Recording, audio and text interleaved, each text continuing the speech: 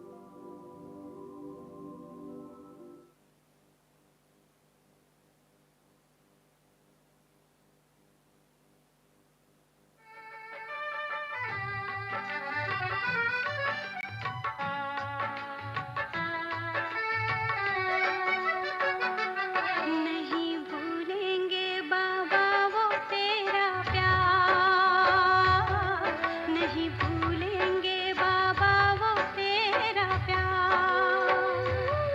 मधुबन में जो दिया है, मधुबन में जो दिया है, नहीं भूलेंगे बाबा तेरा दुलार, नहीं भूलेंगे बाबा तेरा दुलार। मधुबन में जो किया है, मधुबन में जो किया है, नहीं भूलेंगे बाबा वो तेरा प्यार, नहीं भूलेंगे बाबा वो तेरा प्यार।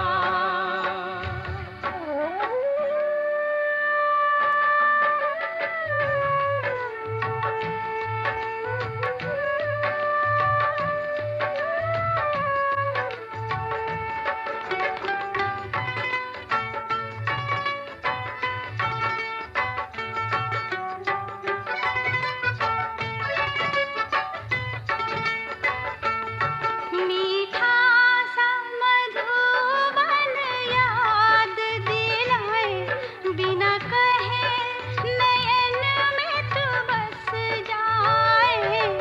मीठा सा मधुबन याद दिलाए, बिना कहे नयन में तू बस जाए। तेरी यादों की पड़ती फुहार, तेरी यादों की पड़ती फुहार, नहीं भूलेंगे बाबा वो तेरा प्यार।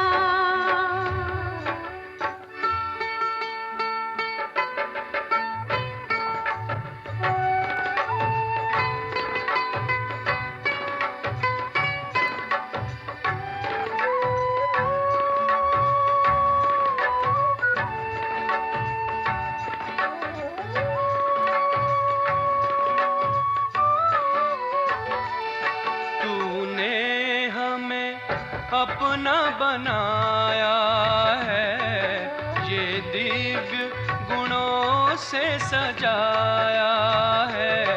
तूने हमें अपना बनाया है, ये दिव्य गुणों से सजाया है। दिया तूने जीवन को निखार, दिया तूने जीवन को निखार, नहीं भूलेंगे बाबा वो तेरा प्यार।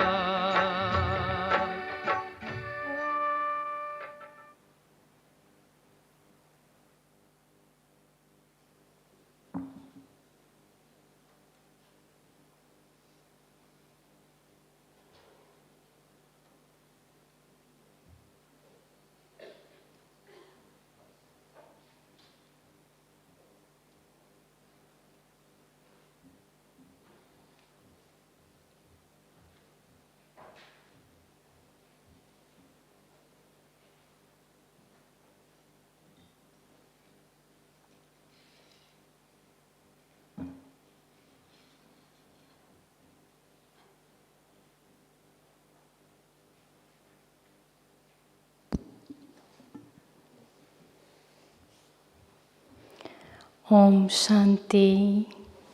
Good evening and welcome to all of you here. We have also those watching online, right? So welcome those online. So today's topic is Unity in Diversity, Early Days Memories. And for that we have ये sound का यहाँ है, इधर रखते थे ना, sound का box ना यहाँ रखते थे, वहाँ रखा है नीचे मेडिटेशन में है, इधर में यहाँ नहीं क्या आवाज़ इनका हमको समझ में नहीं आता है क्या बोलते.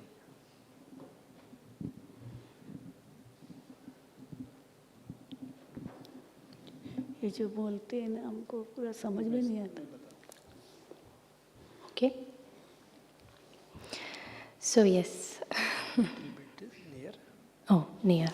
Okay. Is it better now? Yes. Okay. Before I introduce Sheilu Didi, just to introduce myself. My name is Paulina, originally from Greece, and now I'm based in London. And also I'm part of the youth group. So for today's topic, we have Sheilu Didi with us. She's a very special senior who came very early to Gyan, and she spent time with Sakar Baba and Mama, right? And many double foreigners are very much connected with her because she became the instrument to translate for Baba, Avyak Bab Dada. So we are very familiar with her voice. So, as Didi, you have a treasure of memories from the early days with Sakar Baba. So, would you like to share with us a moment with Sakar Baba when you? So I think if you catch it in your hand, because you move, so Okay. you catch the mic in your hand, so that the mic goes with you.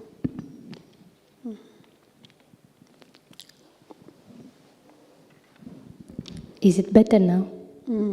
So if And you bring it close. can share a moment with Sakar Baba when you first came, when you first met Brahma Baba, what was your feeling? Om Shanti. I consider myself to be very, very fortunate because I met Brahma Baba, I met Mama, I met all the dadis and have taken very, very good sustenance from them. And about Brahma Baba, I can say that actually it is Brahma Baba who gave me this spiritual birth. If I consider myself to be a spiritually born child, I can say I took that birth in Brahma Baba's lap. Because Brahma Baba had invited some mothers for Brahma Bhojan, and my mother took me to Baba. At that time, I was only 11 years old. And Brahma Bhojan was very special with Brahma Baba. We used to sit on the floor, on the ground, not on table chairs, no. And everyone would sit in a rectangular form, and each one would come in front of Baba, take drishti from Baba, and put the head in Baba's lap. Baba would sit on the floor and put head in Baba's lap, and then would raise the head, and then actually when they would put the head in Baba's lap, Baba would pat on the back and would give some blessing to that child. And then after the head would be moved up, was taken up, then Baba would put a morsel of food in his or her mouth at the beginning. So in the meantime, food would be served. We were about 50, at a time, not more than that, in a hall. So everyone was taking their turn, And then it was my mother's turn. I was sitting next to Baba, next to my mother, and my mother came in front of Baba, and I was noticing, everything. And then as she took the morsel from Brahma Baba, then it was like my turn because I was sitting next to her. So, but I was hesitating. I thought, I don't know whether Baba will want little children to come. I was only 11 years old at that time. And Baba called me, "Come child, come. Come child." And when Baba said, "Come child," I felt like a magnetic pull at that time. Like a magnet attracting the needle. So I felt that magnetic pull and I ran, it must be this much distance, little more than this. So I ran from my seat and I came running to Baba and just hugged Baba so strongly. And then put my head in Baba's, in his lap. And Baba patted on my back and gave me the blessing that the child has come back to the father. These are the words Baba spoke to me. The child has come back to the father, and gave me a morsel of food and drishti, powerful drishti. And I went back. But I feel that was my spiritual birth in Baba's lap. Because before that, I had not met Baba and I had not even gone to any center. My mother used to go to a Gita Pathshala, and there I had been once with my mother, and I just sat in the class and heard the Murli. But I felt I could understand everything. But so that was the beginning. And when I was born, I was just 3 days old, and my father met with an accident and he died on the spot. Actually, I never saw my father never saw me, because he was coming from Delhi by road. And on the way, the accident took place and he died on the spot. So I did not see my father. So I can say that Brahma Baba was my real father. And on the day my father left the body, I was just 3 days old. And on that day, my mother got like a semi-trance experience. In that she saw angelic Brahma Baba, of light. Angelic Brahma Baba, and how dressed in white, an angel.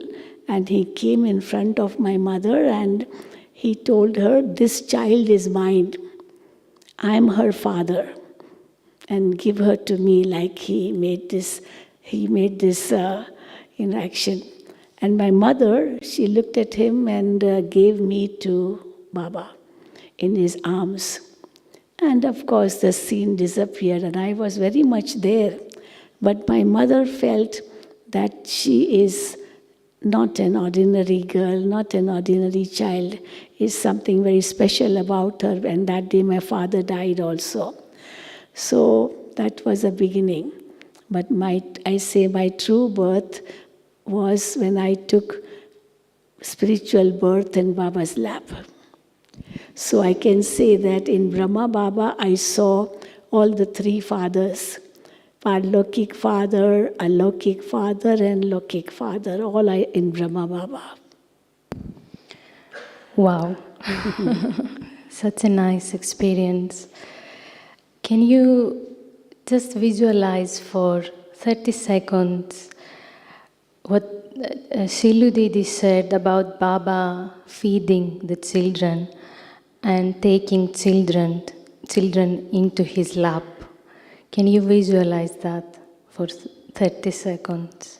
How Baba can be in front of me and feeding me and taking me into my lap. Because I feel while Sheilu Didi is sharing, it's like she's taking us to those days and we'll feel Baba very close to us. And I can say that after that there was no looking back. I continued studying, but then also going to the center. So that was the beginning. Even though I was very young, 12 years old only, but I used to go to the center and then go to school. I used to be in my school uniform, so go to the center from home in my school uniform, attend Murli and then go to school. So all the dadis know me in that way that, oh, Sheilu, we remember you used to come in your school uniform. So they remember like that. Okay. Thank you. The topic is unity in diversity.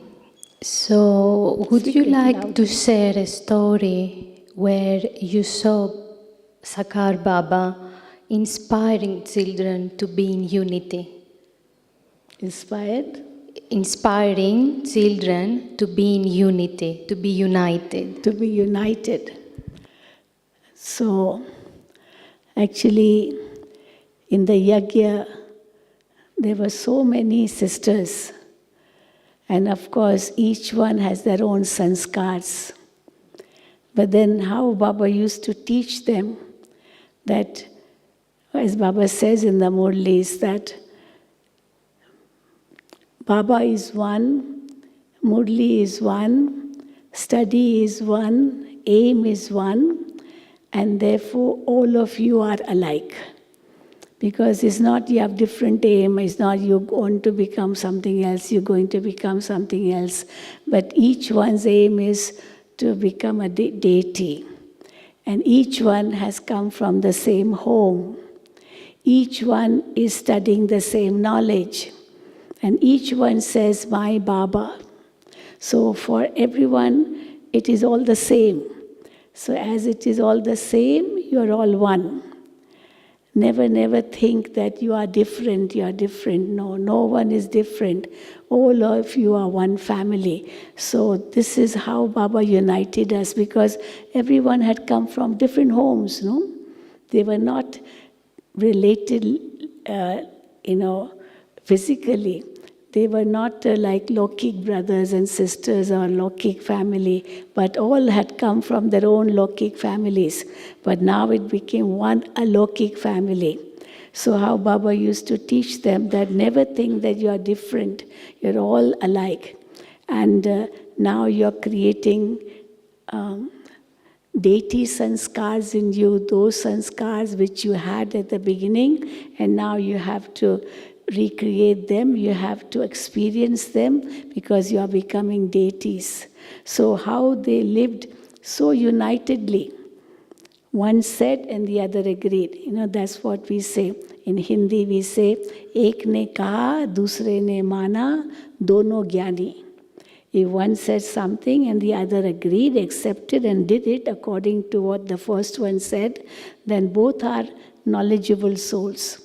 Because they respected each other, they paid attention to what the other one said, they had respect and they agreed. So one said and the other did. So both are knowledgeable. It's not that the one who says is like a boss, no.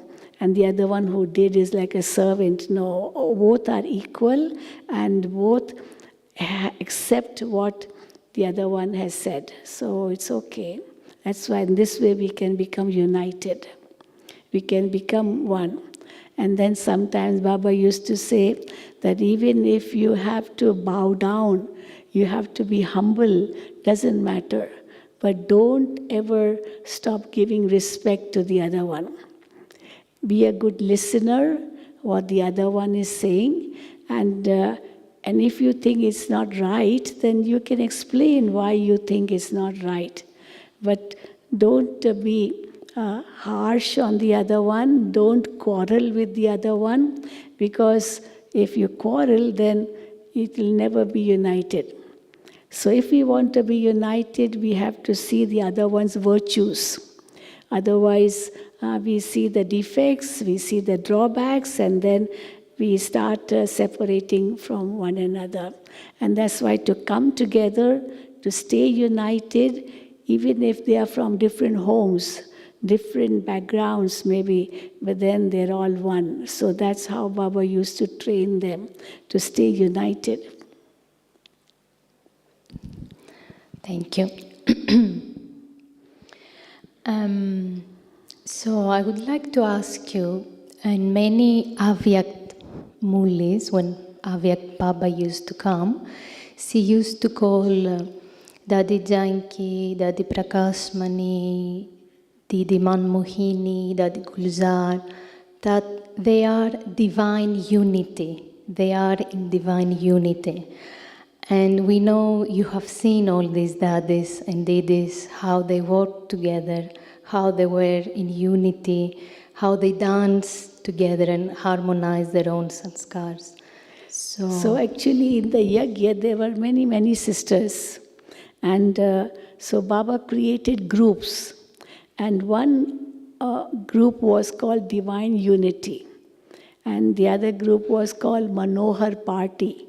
It was Manohar Indra Dadi. She was a very humorous person. You know, whenever she used to talk, everyone used to really laugh, you know, because she was very humorous. She used to speak in such a way. And so there were different groups. And this Divine Unity group was of the seniors. So Dadi Prakashmani was in it, Dadi Janki was in it, Didi Manmohini was in it, and yes, and so many other dadis who were quite matured and, you know, also great yogi souls. So the other group was of those who were a little bit, you know, not very matured, but like the humorous type. So that was another group. And then there was a third group who were not much interested in the knowledge, but they like to play, they like to dance, they like to sing, you know, that type of group. So this way Baba created these 3-4 groups. And that's why divine unity means the others once saw these dadis, how united they were, how they had so much respect for one another, so much love for one another. So seeing these sisters, how the other ones also followed. So that's why different groups were made according to their sanskars. Do you have a story when you saw practically the daddies? I was not in the yagya, no, at that time. For the 14 years in the yagya, it was at that time. I came to Baba in 1960, 59, 60, when the yagya moved to India. So after the partition, which took place in 47, the yagya was still there. In 1950, they came to Mount Abu. But I took knowledge in, my first day was in the Gita Pathshala in 1958. I was just 8 years old. But then I met Baba when I was over 11 years, 10, 11 years old. So that was after a few years, so I came only afterwards. But later on, when you were with later on, daddies in and 1959 maybe that was. Do you have a story? I have? A story to share with us about how they remained united with Baba? Well, I used to see them because Baba sent them afterwards when they came to India in 1950. Then Baba sent the sisters to different centers because centers opened and the dadis went to different centers. So Baba did not want any sisters to be staying in Pandav Bhavan. So that Baba sent the dadis to our different zones and different centers. And Dadi Janki shares a lot about that these dadis didn't want to leave Baba. Because when Baba said, you have to go there, they didn't want to. And Dadi Janki shares her experience that she was so much attached to Baba that she didn't want to go to any center. And every day Baba was sending someone or the other to one of the centers because new centers were being opened. And Dadi Janki shared her experience once that it was Dadi Janki's turn to go and serve in another city in India. and she didn't want to go. But she dared not tell Baba, Baba, I don't want to go. So what she did every morning in the Murli class, she used to always sit in the front and listen to Baba's Murli. But that day she didn't sit in the front. She said she went right at the back in the corner and she sat. And because she knew that if Baba sees her, he will say, now you have to go there, you have to go there. And she didn't want to go. So then Baba asked her, where is Janak? Because Baba used to call her Janak. And so Baba didn't see Janak, and she was sitting right in the corner at the end of the hall. And Baba called her and said, are you a goat? Are you a goat? A bakri ho kya? Why are you afraid? You know, goats, when they move, they are so afraid of everything. Even if a sound is made, they are afraid. And for everything, they are afraid. So are you afraid like a goat? Why are you sitting there? You are afraid because you know that you have to go. So you should become a lioness. You are not a goat, you are a lioness. And as a lioness, you should be brave, you should be bold, you should be very courageous. You cannot, how can you remain a goat and then go to a center and serve? Because you have to serve, you have to become strong. And Baba told her this, and then she agreed, okay, Baba, I will go. So Dadi Janki shares her experience, and also the experience of the other Dadis. The first time they went, Baba told Gulzar Dadi to go to Lucknow. So every Dadi was told to go somewhere, and they went. But then the beginning, they didn't know anything. 14 years they remained in isolation. And after that, when they came to Bharat, they didn't know anything. They didn't even know what money was, how to spend money. And so they were so, you can say, innocent-like. But then how Baba made them so strong, Baba made them bold, and how they opened centers, and that's how the yajna continued. Okay? Yes, thank you. So, my next question is, how can we now, at the present time, move the yajna forward with love and unity? Individually and collectively. Individually, each one of us. Individually. And collectively. If you can give us some tips. Sure. So, and I'm saying this just to clarify, because sometimes some of us maybe don't stay in the center or they live far, so they don't feel much connected with the yajna or with daddies and didis, and maybe there are some doubts and they don't feel united, they don't feel included. So can you give us some tips? Now the yajna has grown so big, it's not possible that only you have to ask questions for one person, one senior, because in every center there is one senior sister. In every area there is one senior. So there are always seniors everywhere. Like if you're in London, then there's Jayanti Didi there. If you are in India also, so many different zones, and they all have their administrative heads. They have their, joint chief there, and so it's a very well organized. So it's not that everything has to be asked from Madhuban. Just like, in the government also, there are so many states, and each state has its own chief minister. There are so many ministers, but the central government is different. So the central government gets the problem only when it's not being able to be solved by the states. So Madhuban is different, when everything is very well planned, very well administered, so there's no problem at all. Understand? That's how this yajna is run. And of course, Madhuban is physically quite far away from them, but then Baba also says if the touching is proper, they get Baba's inspirations. If they sit in Baba's in yoga and talk to Baba, then Baba is there to listen to them and inspire them in the right way. So, yeah. So the Murli maybe. Of course, Murli, of course, is very important because any doubts, any questions, any problems, all, the Murli solves everything. And very often you must have experienced that if you have any question, the answer comes in the Murli. And everything how Baba takes care of, so everything is running very, very smoothly.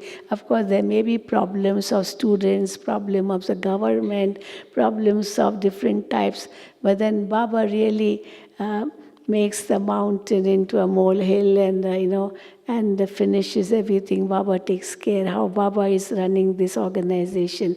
It's not the work of any human beings. We are only instruments, so nobody can have that ego that I am doing. Even Dadi Prakashmani did not have this ego at all, although she was the administrative head. Dadi Janki became the administrative head. Dadi Gulzar became, but then there was no ego in them at all. I am the head. No. Baba's Dadi Janki used to say to be called the head means to have a headache. Head means headache. So nobody is a head here. The Sadguru is only one Shiv Baba and we are all brothers and sisters. Of course, each one is given a different task to perform. That's okay. But then we have to be very, very humble.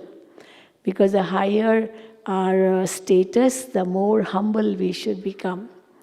And if we are humble, then we get respect from everyone, love from everyone. Otherwise, nobody will even come close to us. If someone is very strict, so people are afraid to even go in front of that person or near them also, even ask any questions, because maybe the answer will be quite, it may not give like comfort to that person who has asked a question, because the person is very strict. But if he's loving, if he's humble, if he is peaceful, and meeting each other in a very, very friendly way, then of course things go very, very smoothly and there are no problems. So that's what the Dadis were. Dadis gave so much love to everyone. That's why even though the Dadis are not here physically, but then we miss the Dadis, not in a way that, why they left us. No, we know that everyone has to go one day, as certain as death. Everyone has to leave the body one day, and one day even we will go. But Baba's yagya will run. At the beginning, when the yagya was there in Karachi for 14 years, Baba used to say in the Murlis that we'll all be together. We'll all be together and we'll all go back home together to the soul world. We'll all go together. So they took it literally. In what way they took literally? That we will all go together means nobody will die. We will all be alive and we will go together. But then in 1965, Mama left her body. And when Mama left the body, the trance messenger brought the message that now Mama will be the leader in the advance party. So now advance party will start with Mama, and those souls who will leave the body, they will be part of the advance party, and they will play an important role in the establishment of Golden Age. So that was a new understanding in the yagya, because before that they thought nobody will leave the body, nobody will die. But then afterwards, how this knowledge was understood that now as the golden age is being established, we need an advance party who will be in advance there to give birth to golden age souls, the real yogi souls. And so that's how this knowledge spread and the yagya spread, and the Dadis knew about their, means what their role is going to be. So in this way we understand how the yagya is running. Okay? Another question. For us to practice now, what's the power that through which there can be unity in the gathering. Which power we can What powers practice? we need for unity in the gathering. Very important. Baba uses many rhyming words also for that. Baba says you have to be a child as well as a master. But when you have to be a child and when you have to be a master, that is important to know. Because when you're in a gathering, sometimes we have to become a child and sometimes we have to become a master. When you're in a meeting, for example, and you are asked to give your suggestion, then at that time you can, as a master, give your suggestion. And each one is allowed to give his own suggestions. But then whatever is decided, then that should be accepted. As a child, it should be accepted. It's not, no, I gave my suggestion and my suggestion should be accepted. That one's suggestion, no, because I'm senior, like that. We have so many different forms of ego in us. So as a master, give your suggestions. But as a child, accept the suggestion. So be a master and be a child. Then Baba used to say when you have to be loving and when you have to be detached. So when you have to be detached, don't be loving. Just be detached. But when you have to be detached, don't be loving. And when you have to be loving, don't be detached. So that also is a balance we have to keep. Sometimes Baba says you have to be humorous also, but then also you should be matured.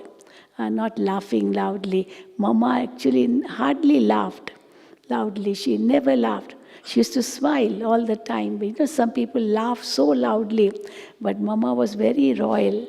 And so many took this inspiration from Mama, not to laugh loudly. Baba used to say, if you laugh loudly, then you are like Ravan. They show Ravan that how he loudly used to laugh.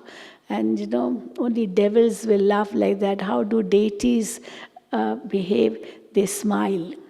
All the time they are smiling and with a loving drishti, loveful drishti. So in this way there's mutual understanding between each other. Other one says, I accept, and I don't become small if I accept. And that's why we respect each other. So with respect, then everyone can stay united. But if I say I, mine, then there cannot be unity. That's why Baba said in yesterday's Murli, there's I and mine. Actually, this I and mine can be taken in both ways.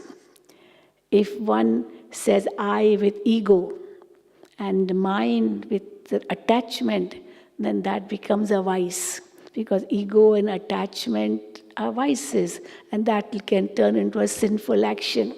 But I and mine, if transformed like I, the soul, my Baba, then any action performed with that feeling that I'm a soul and mine is just one Baba, then the actions will be righteous actions. So always have this consciousness that I'm a soul and mine is one Baba. And each one says, my Baba. So when each one says, my Baba, we are all united because we belong to one. And it's like a magnet, There are many, many needles and many needles. But then if you want to bring all the needles together, what is the best method? The best method is to have a magnet above. And the magnet will attract the needles one by one, all the needles will come to the magnet. And not only come to the magnet, but each needle will also become a temporary magnet and will attract the other needle. And that needle will attract the third needle and the fourth needle and so on, and it will become like a line of needles. But then it's all based on the magnet. If the magnet is taken out, all the needles will fall. So that's why Baba is the magnet, and we are all attached to Baba. We are all attached to Shiv Baba. We are not attached to Brahma Baba, because Brahma Baba sometimes says that don't remember me, remember only Shiv Baba. But then he also says that how will Shiv Baba speak to you? He speaks through Brahma Baba. So the Murli is the versions of God spoken through Brahma Baba. Therefore, we give importance to the Murli. So we also give importance to Brahma Baba because he became the medium. But we don't have to remember him. Baba said the other day, Shiv Baba and Brahma Baba's souls, how they sit in the forehead of Brahma Baba's body. But then now we see the picture of Brahma Baba, and at that time, we look at Brahma Baba, see in the forehead Shiv Baba and Brahma Baba's soul, but we are remembering Shiv Baba. So of course we take inspiration from Brahma Baba, because many people question, why do you have Brahma Baba's picture? If you say we are remembering Shiv Baba, then why do you keep Brahma Baba's picture? If you say he is not God, because that's what we say, Brahma Baba is not God. Brahma Baba is not our guru. He is not even a deity, but he is our father. So he's our Alokik father. We have taken a spiritual birth from through this Alokik father. We say we are Brahma Kumaris and Brahma Kumaris. So Brahma's children. So how can we neglect Brahma? How can we ignore Brahma? Because Brahma is our father.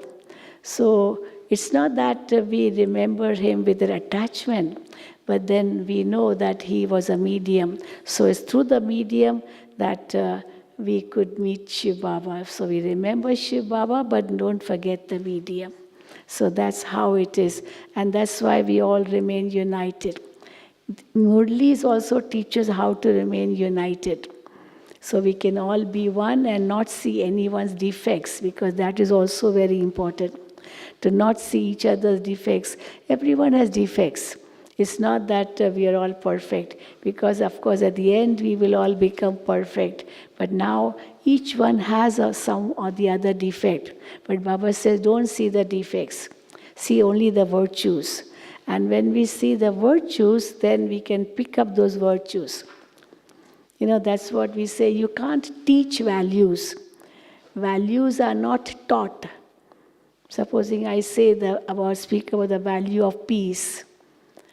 If I'm just teaching about peace, its impact will not be that much. But I have to remain peaceful, show my peaceful state of awareness, and then through that, through my practical life, I teach peace.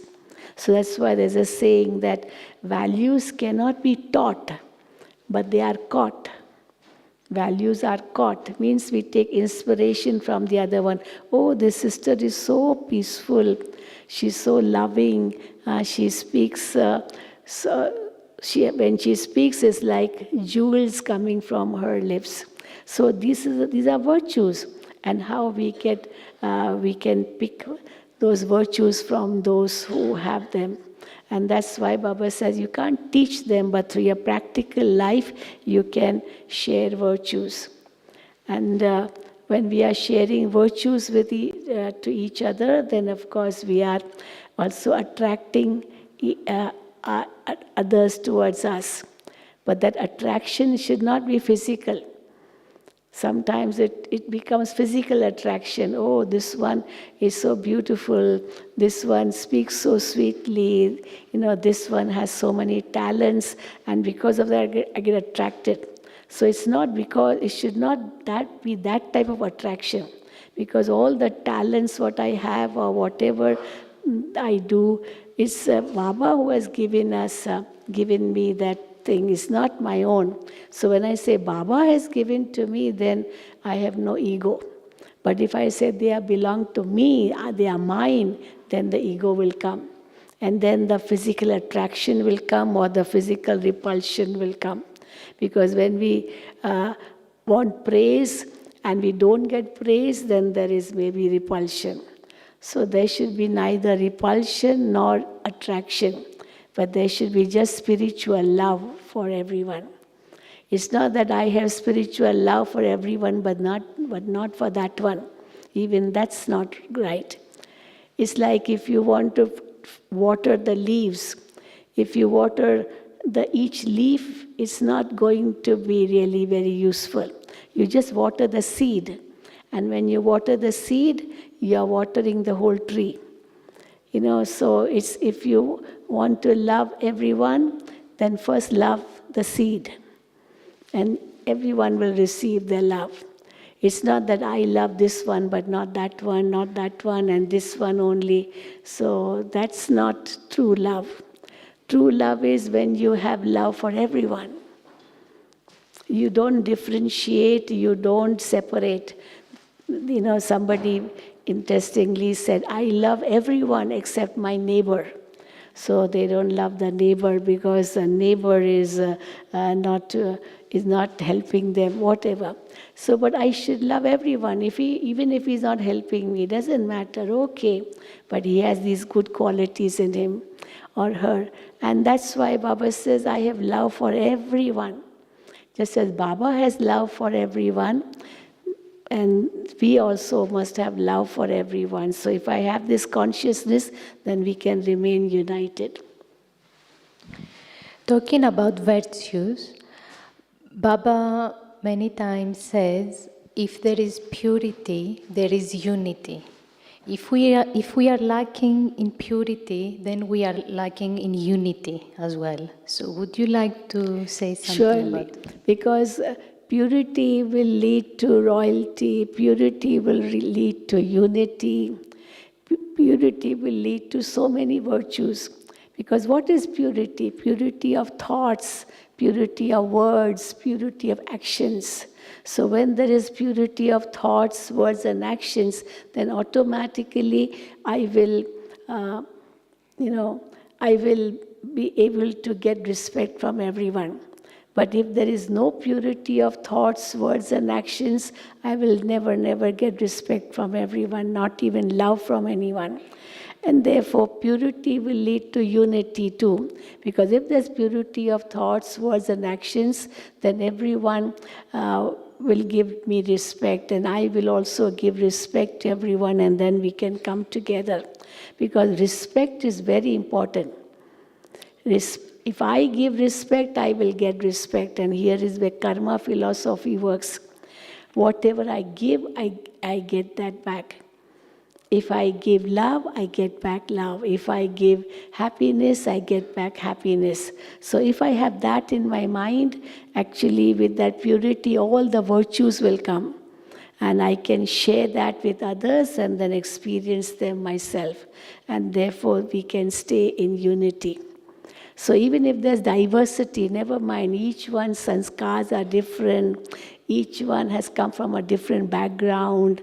The Yadadis also came from a different background, but then how they saw each other as souls, as children of one father, and that's how they could stay united.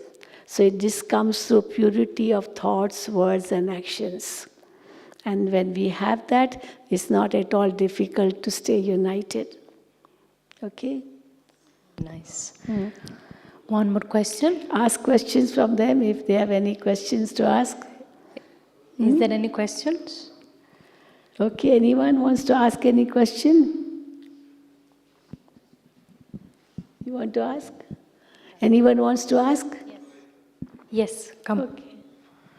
Yes, come. I think you need the mic. Come in the front. You want to ask any question? Who wants to ask any question?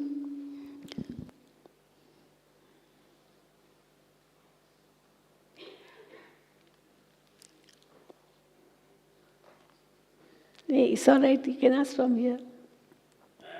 Speak loudly. Oh my. You give him the mic.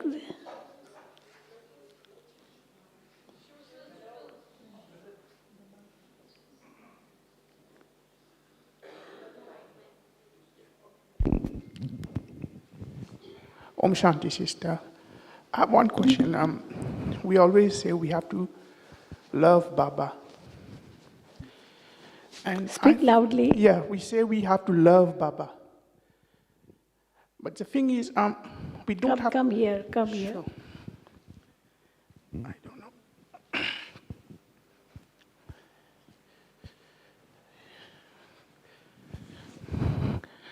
Are you able to hear me clearly now?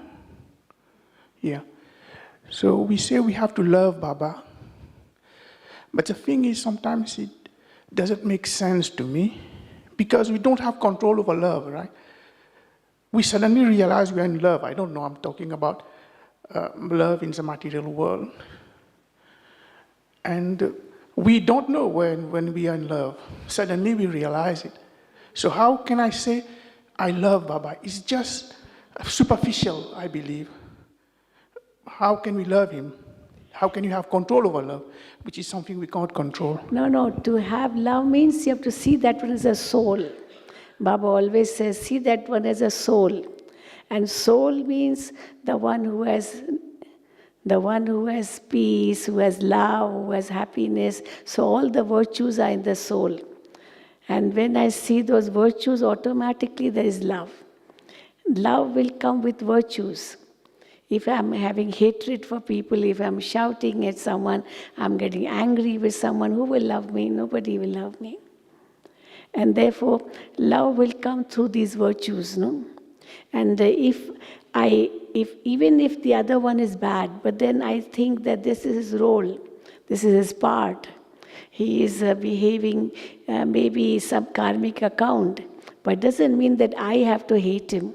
Because if I hate him, I will create my own karmic accounts. So I have to be very careful to not create any bad karmic accounts with anyone, however bad someone may be. I have to still love him, because if I hate him, I'm creating a karmic account. So that's also very important. Okay? Okay. Anyone else? Anyone else wants to ask any question? No? No, everyone is okay, fine. You want to ask anything? Yes, can I ask the last question? Because the year ends now, 2024, so we are going towards 2025. So my question is, how can we fall in love with our inner self? Without? With our inner self. Oh, how can we love our inner self? Oh, yeah. That's very interesting. Because when we are united inside, then we love being in solitude. And when we love being in solitude, then we love being connected to one. Baba. Sure. Of course, solitude is very important, because with solitude, we can have such peaceful thoughts in our mind. When we have solitude, then the mind is without any confusion. But if I'm not in solitude, the mind is always in confusion. So Baba talks about silence too. So I have to go into silence. I have to ask myself. I have to question myself. I have to find out what my weaknesses are. I have to make sure that I'm able to overcome those weaknesses. So when I'm in solitude, I can really check myself. Just loving yourself can be also in a body conscious way. Oh, I love myself, I'm so pretty, I'm so handsome, Some may think in that way also, I love myself, whole day looking in the mirror and seeing my hair are dressed are good or not, or my clothes are good. How is my personality is very good, I'm very strong. So that's not what seeing yourself. But seeing yourself means seeing your soul, seeing yourself in a spiritual way, seeing your values, seeing your qualities. Of course, we can check ourselves, and if I don't have love in me, I can check myself and say, oh, actually in my original nature, I'm such a loveful soul. In my original nature, I'm such a peaceful soul. So I remember my original nature. That is called loving the self. That is called recognizing your inner self. So recognizing the inner self means realizing your true self in your true form. What I was in my original stage, what I was in my stage when I came first into this world as a deity, what my stage was, I see that stage. But sometimes we just see the physical stage. And the result is maybe we love ourselves in a physical way, and that becomes a vice. That can become ego. So we have to be very, very careful to not allow ego to come. There's little bit of difference between ego and self-esteem, self-respect. Self-respect means respecting your values, respecting your virtues. And ego means being proud of your talents. So talents are not innate qualities. But I have love for my innate qualities, what Baba says. And the result of that will be, I will have self-respect. Otherwise, I will have ego. So I have to be very careful whether I'm having ego or whether I'm having self-respect. So self-respect means I should value my values. I value my peace. Nobody can make me peaceless. I value my peace. Nobody can harm me because I'm an eternal soul. I never die. So this is a very great value. It shows us how courageous we are, how bold we are, how fearless we are. So that's what we have to become. So when we think in this way, then we can respect ourselves. But if we think in the other way of our talents, of our physical beauty and physical, intelligence, then of course one day it can be a downfall for us. Because we think we are very high, but one day when we fall, we are nowhere. And therefore we don't have to go that high that we become egoistic, arrogant. So ego and arrogance, they are the climax of vices. Because they bring all other vices in us, and we bring our own downfall. So we have to be very, very careful to have self-respect for our virtues, but not ego of our talents. Okay? Yes, I'm sure it was very helpful for all of us, right? So many, many, many thanks. Okay. Om Shanti. Om Shanti. Om Shanti. Now 7 o'clock. Now the Dadis. So who's going to? Suman, where is here?